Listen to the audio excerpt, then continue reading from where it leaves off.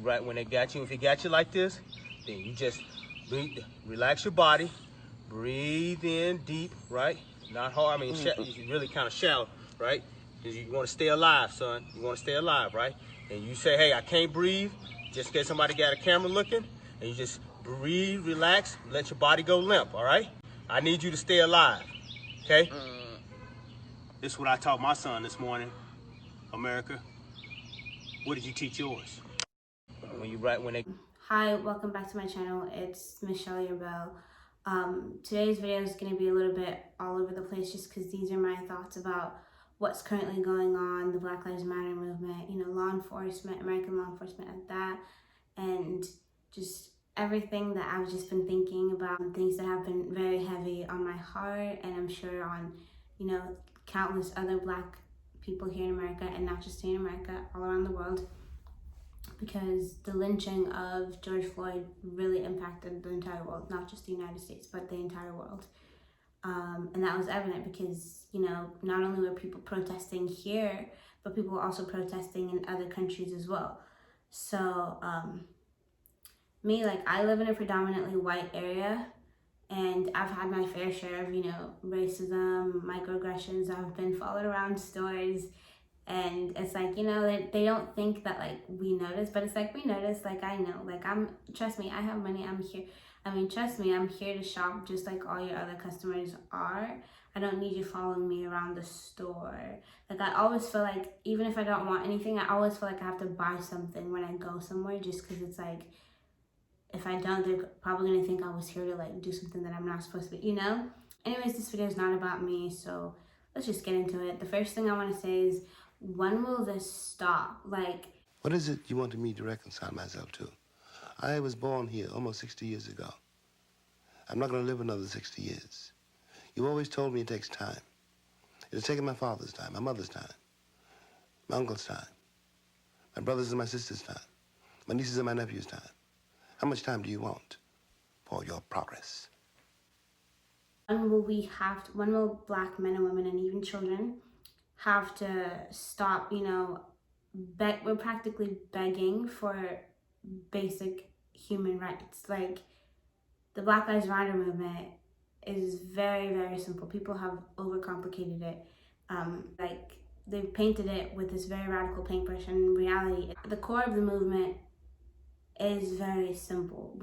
We're asking for people to care about Black lives the way they care about others. We shouldn't have to remind people that we also deserve to exist, So I'm just like, I don't get it. But yeah, so the video just got me thinking, when will this stop? Our great-grandparents marched, our grandparents did it, our parents did it, now we're doing it, and our children are most likely gonna have to be fighting for the same thing. So it's just how long, I really want to know how long it's going to take. Because I don't think, obviously racism is not going to be solved tomorrow.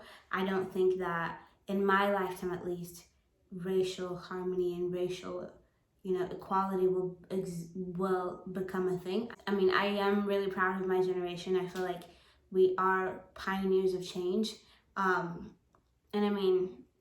we learned from a lot of people that came before us, but I feel like I'm actually very proud of us because we're wanting to do something about this.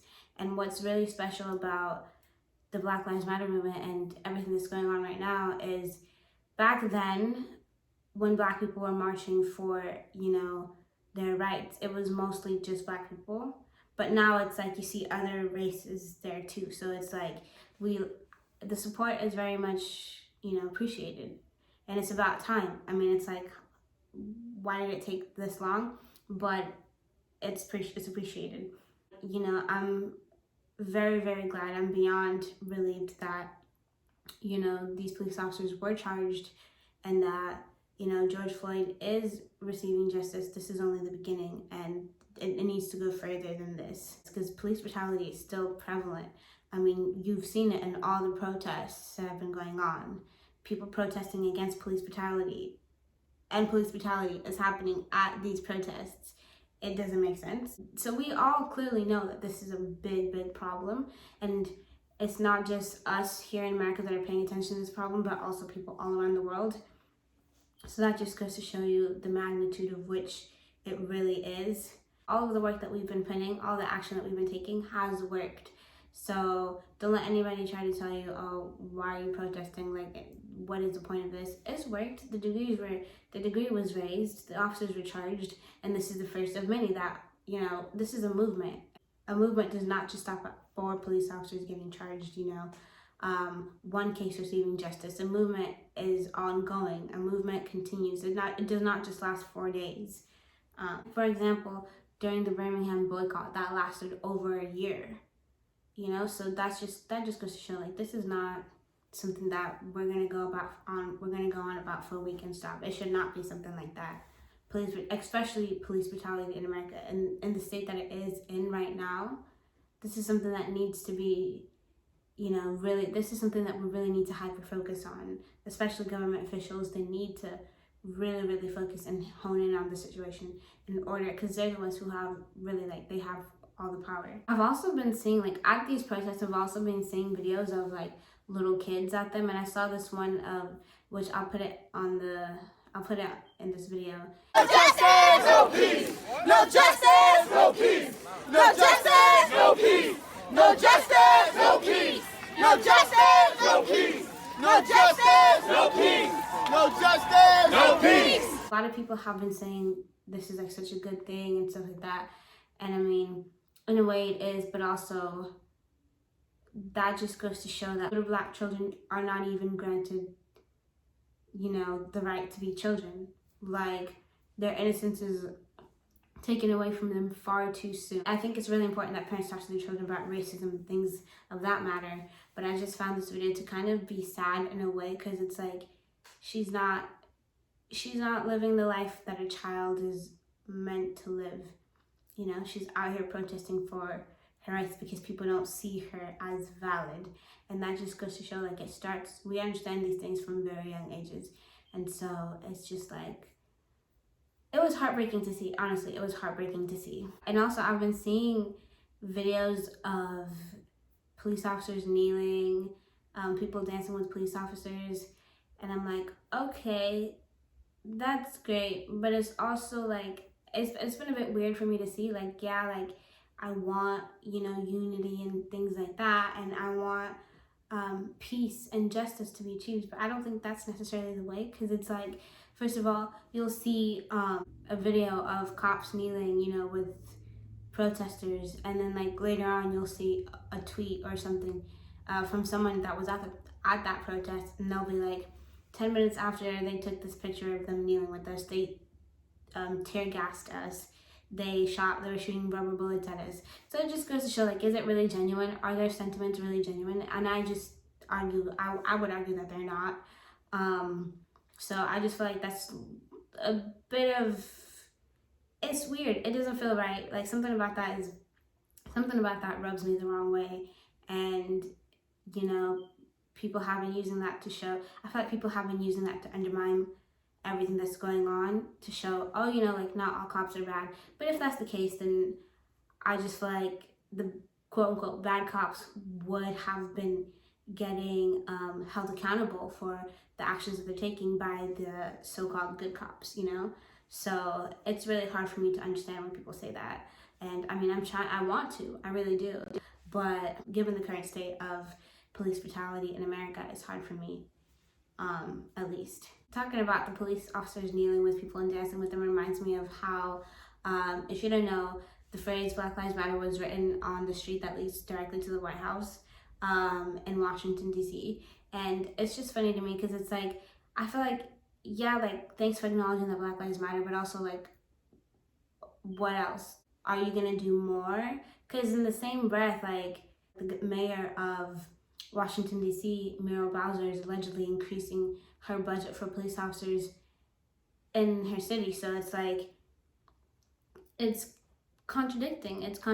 So it's just like, yeah, you know, say Black Lives, acknowledge the fact that Black Lives Matter, but also do something about it, you know? Change policies, improve them.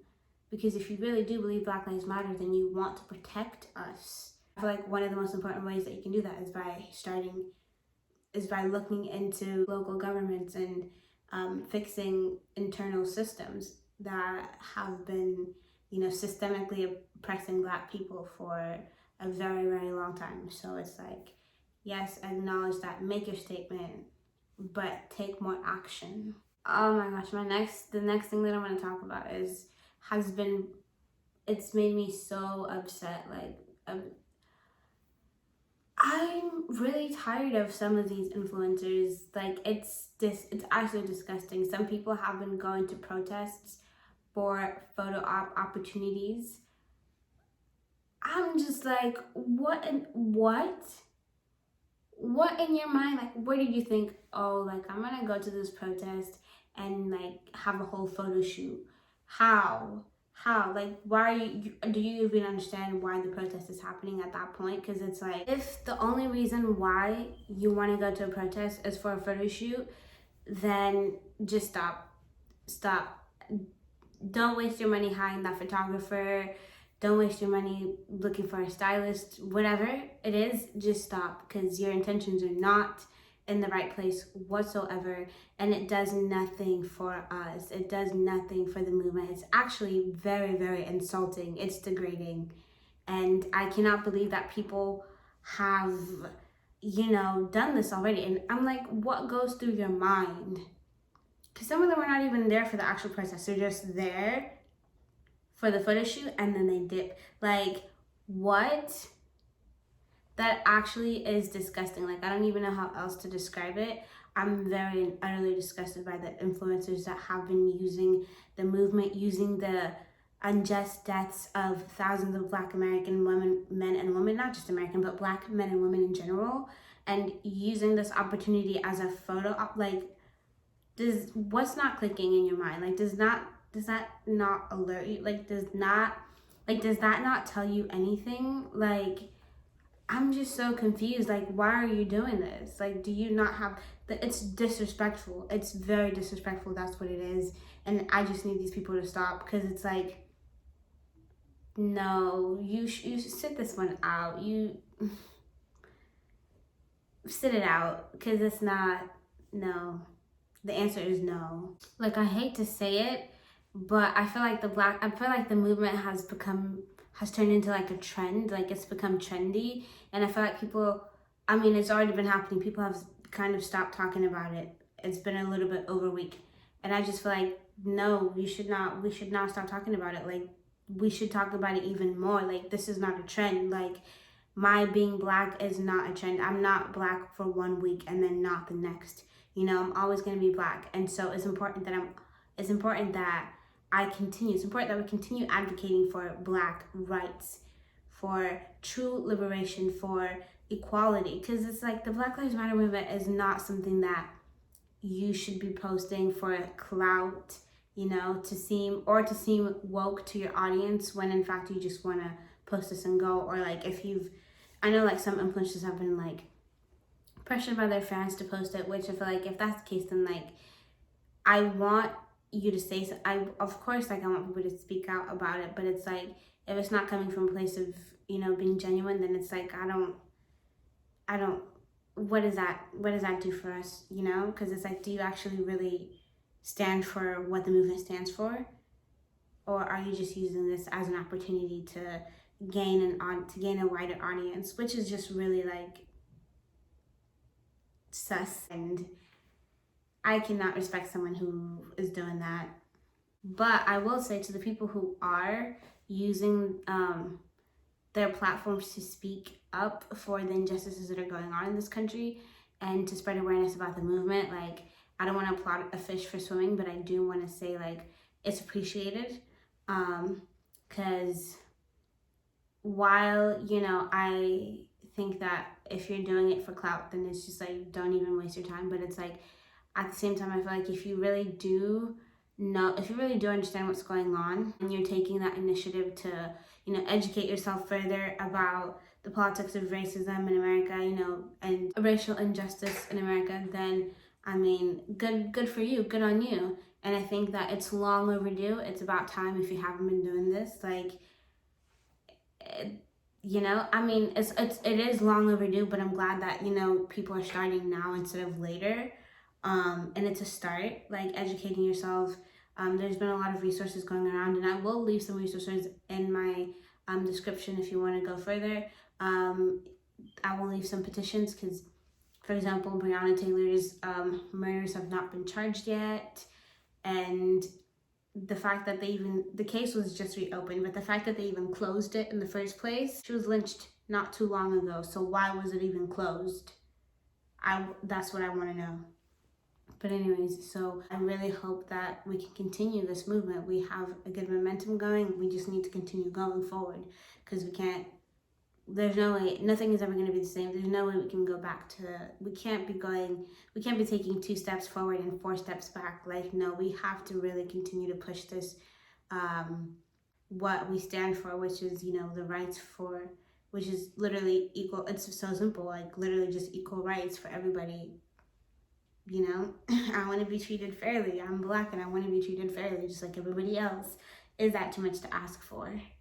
Another thing I want to say is, if you consider yourself an ally, do not be silent in this. Your silence is violence. Your silence is why a lot of Black men and women are still continuing to be killed unjustly. So continue to speak out about this. The Black Lives Matter movement is not radical. It's simple. Its aim is simple. Where we just want to say that Black Lives Matter. And people have been saying, okay, what about all lives matter? I mean, yes, sure, all lives matter. Like, I'm not saying that your life does, just because I'm saying that my life matters does not mean that yours doesn't. It's just the fact that you seem to have forgotten that. Like, a lot of people seem to don't, consider Black lives to be important as valued as non-Black lives. And it's really sad that we have to remind people that our lives matter. So you should be lucky. You should be thankful that you don't have to have a movement like this, because it's honestly sad and it's exhausting. Like, why are we having to do this in the first place?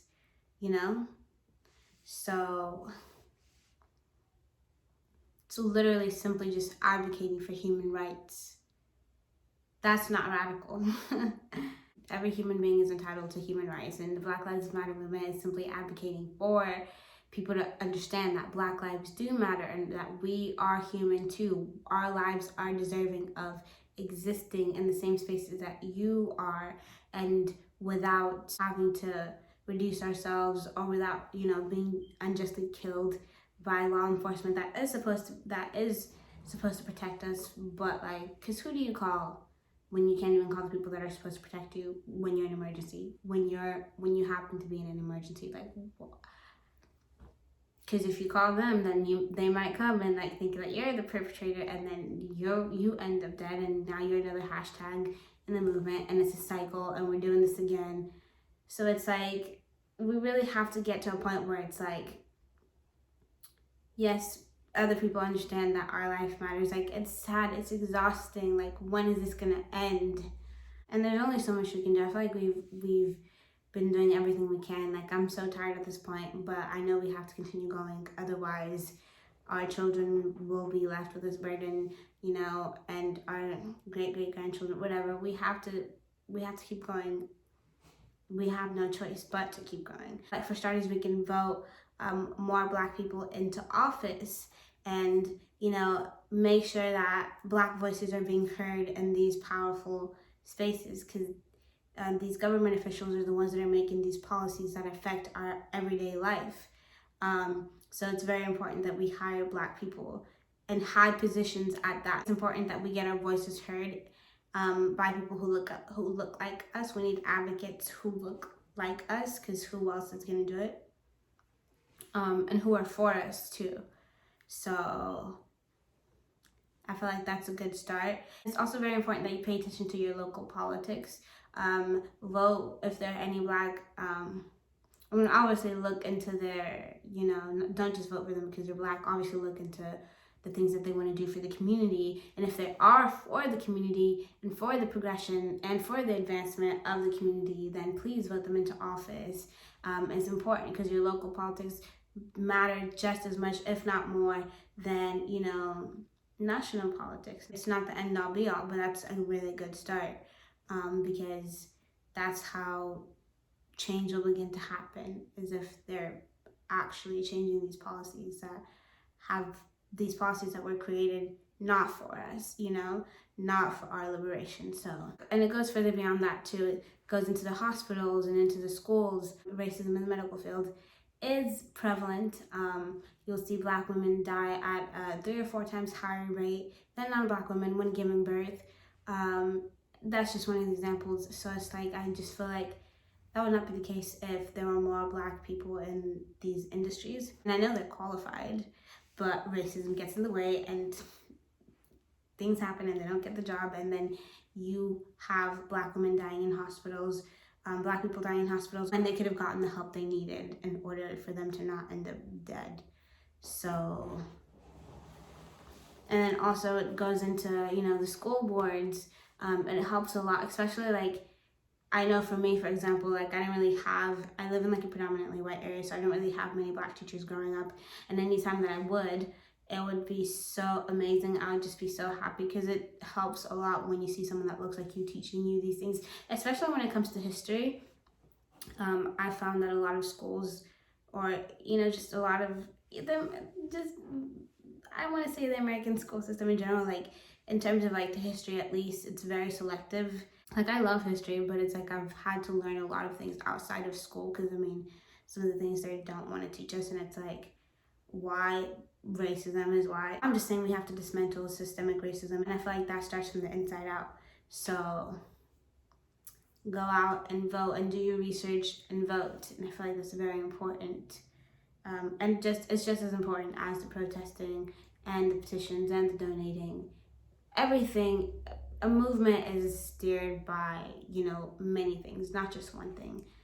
Anyways, I'm gonna end the video on this note. This is just the beginning of a greater picture. All Black lives will matter always. They mattered yesterday, they will matter today, they will matter tomorrow, they're gonna matter forever. So it's like, this is just the beginning. This is not gonna, this can't stop. I will leave resources below on how you can help spread awareness, and the actions you can take to, you know, join the movement, because this is something that's very, very significant for, you know, real change to come about. Thank you for watching my video, and again, rest in power to George Floyd, rest in power to Breonna Taylor, rest in power to Ahmaud Arbery, rest in power to Sean Reed, rest in power to Sandra Bland, to Tamir Rice, to Trayvon Martin, to Michael Brown, and unfortunately the list goes on and on. We need justice, and we need it now.